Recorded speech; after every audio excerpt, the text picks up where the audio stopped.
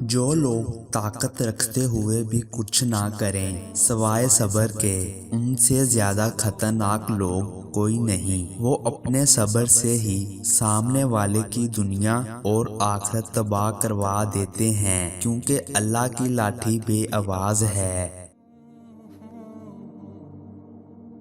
مجھے جب لوگوں نے توڑنا چاہا، میں نے تب اپنے رب کو قریب پایا۔ لوگ تمہیں بدنام کرنے کی لاکھ کوشش کرتے ہیں، لیکن یاد رکھنا عزت اور ذلت صرف اللہ تعالیٰ کے ہاتھ میں ہے۔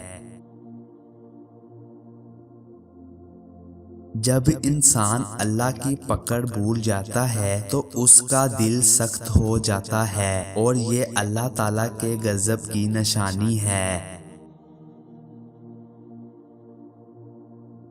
اللہ کا ایک اصول ہے، جب کوئی کسی پر الزام لگاتا ہے جو اس نے نہ کیا ہو یا ترک کر دیا ہو، تو مرنے سے پہلے وہ خود اس میں ملوث ہو جاتا ہے۔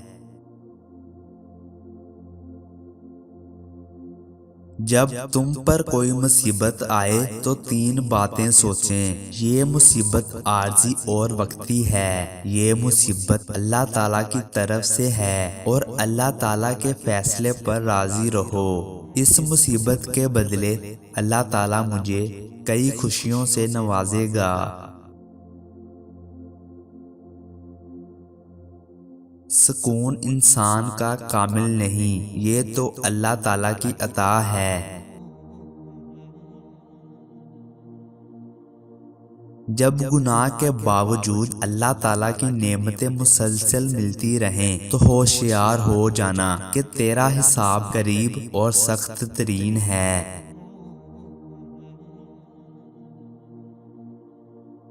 اللہ کسی کو مایوس نہیں کرتا، بس اس سے مانگتے رہو، ایک دن یا تو تمہیں عطا کرنے کے بعد پرسکون کر دے گا، ورنہ اس احساس سے بے نیاز کر کے مالا مال کر دے گا۔ بس اس رب پر یقین رکھو۔